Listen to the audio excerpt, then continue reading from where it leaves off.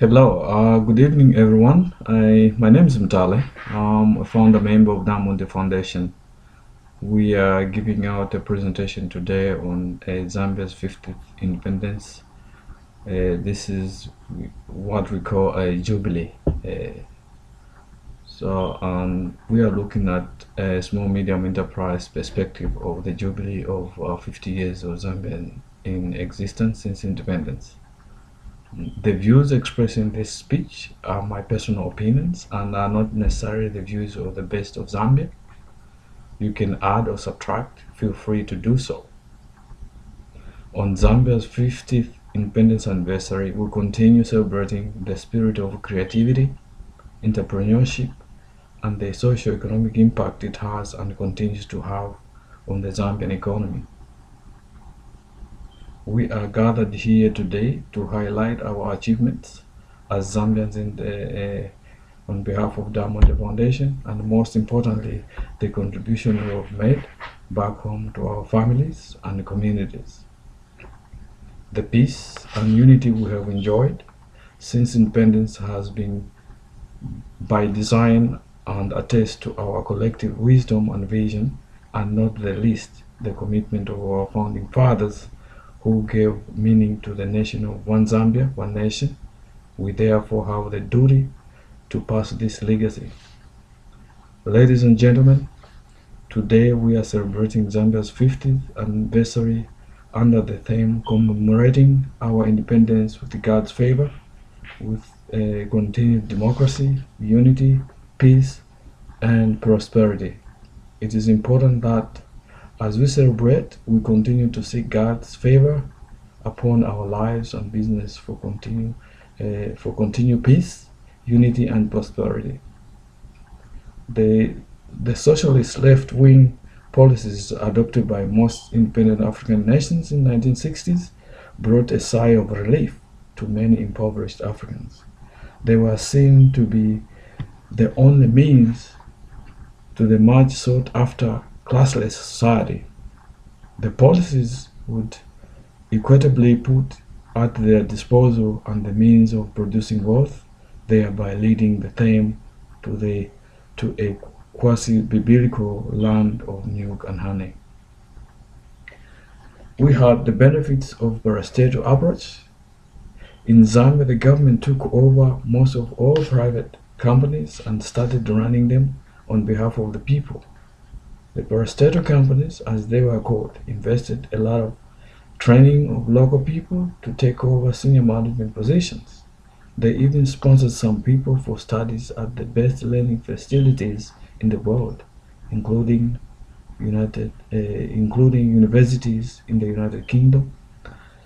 Notable among these companies was the Zambia Consolidated Copper Mines, which established world-class education institutions right from the preschool through primary secondary school and even A-level classes to prepare students for college and university education. The mining company also ran various vocationally oriented courses in engineering at a range of training institutes that it had established in Zambia mining towns. This mining giant contributed hugely to the delivery of social services to the residents of the copper mining towns in which it operated. It provided world-class medical facilities, sponsored sports, and even operated cinemas and theaters. The other parastatal companies, though smaller and producing lower value products than copper, zinc, and cobalt, were to be left behind in uplifting the living standards of Zambian people. They all participated in a similar manner in sponsoring various development projects in the areas in which they operated. Generally speaking, under stand government patronage, the profits from all parastatal companies were either reinvested in these companies or used to improve government service delivery to the citizen. This arrangement, it was thought, would bring about the elusive but much sought after egalitarian economic system which has eluded even the most developed nations of the world. It would be a system in which there would be neither rich nor poor, but a classless society in which people would have equitable access to national resources and have no barriers to self-actualization in all areas of human endeavor. I would like also again to share you on the post of 1964. The years just after independence in 1964 were good and comparable to the biblical 7 years of plenty in the land of Egypt, which preceded 7 years of severe famine. All was bliss as people concentrated on doing what they could do best due to limitless resources at their disposal. Those were years when farmers would have all their farming inputs supplied free of charge by the government, and all animal health programs financed by the state. Quality medical services were free in all parts of the country, and the people could settle almost anywhere, could be rural most outposts, and still access service delivery from their government. Education was free, and civil servants earned enough money to look after their families. The Zambian economy at one time was even better than that of its former colonial master, Britain, in terms of the strength of its currency, the kwacha, compared to the British pound. Zambia became the envy of many countries, and countries which were still fighting for independence saw socialism as the way to go if they became independent. Now, we started seeing Zambia. When Zambia economy started losing ground. About 10 years later, in 1970, the Zambian economy began to go down. One reason given was the diversion of national resources towards liberalization struggle in countries which were still fighting for independence. Another reason was the alleged productivity of African leaders to corruption and other diabolical aberrant behaviors not expected of leaders. Other things that are said to have gone wrong were low copper prices and increased metal production costs. Whatever the reasons were, the Zambian economy continued the downfall trend and hit rock bottom in about 1990. Since delivery had deteriorated to almost nothing, schools went without teachers and books for years on end. Salaries for workers, especially civil servants, remained static against a backdrop of very high cost of living due to hyperinflation. Skilled manpower, trained at a great cost by the government, began to leave for greener pastures in neighboring countries and overseas. These catastrophic events began to create discontent among the citizens, and most Zambians began to question whether socialism was economic ideology that was going to propel them to provide the land of milk and honey. The introduction of multi-party democracy came into being in 1990. At about the same time, the socialist regime in the Soviet Union began to crack and was finally dissolved. The Soviet Union was perceived by many to be cradle and bulwark of socialism. The elections that ushered in a quasi-democratic regime in the Soviet Union saw the emergence of opposition political parties in Zambia, which started agitating for not only regime change but also constitutional reforms which could enhance democracy forms of governance. The regime in power was one-party state and allowed only members of the ruling party to run for political office.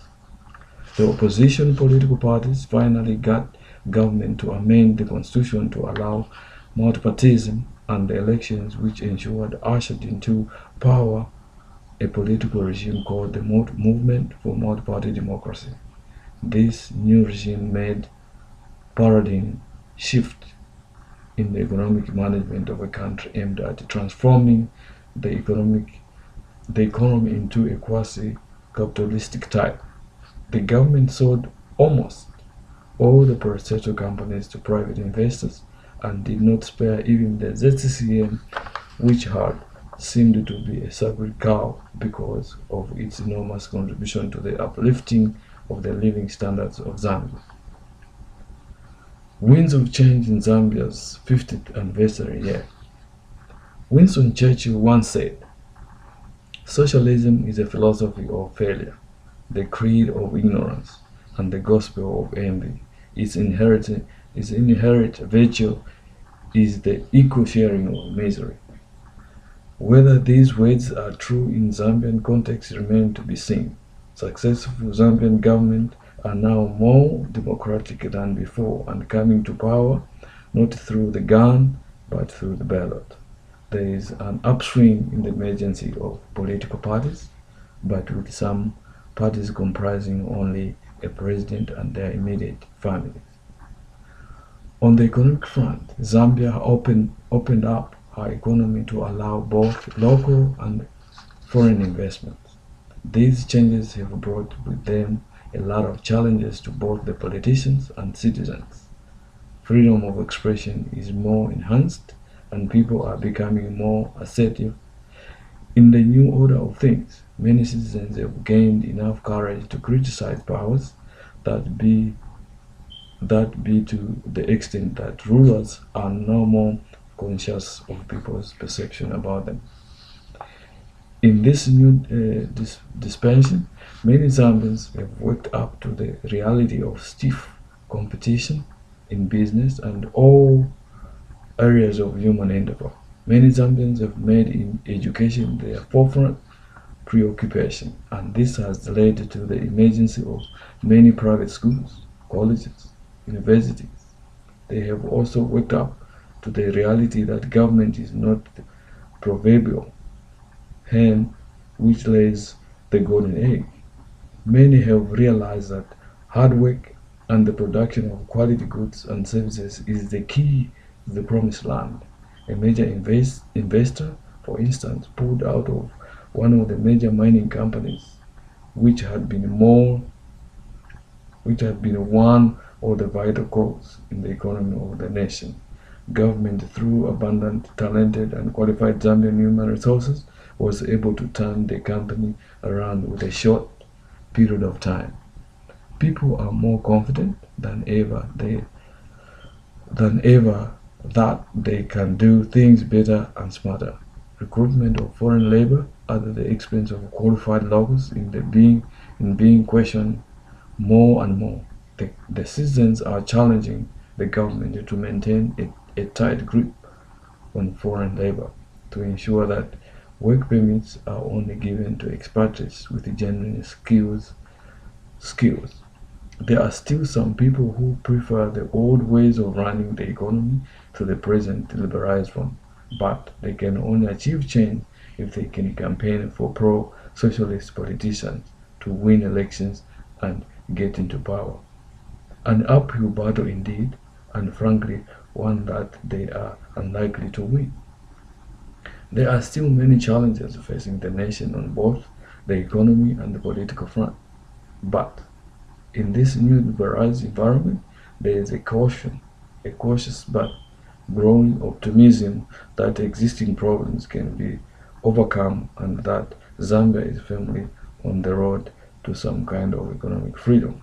As we move into Zambia's 50th anniversary year, it is looking as though the milk and honey vision may possibly become Zambia's reality after all.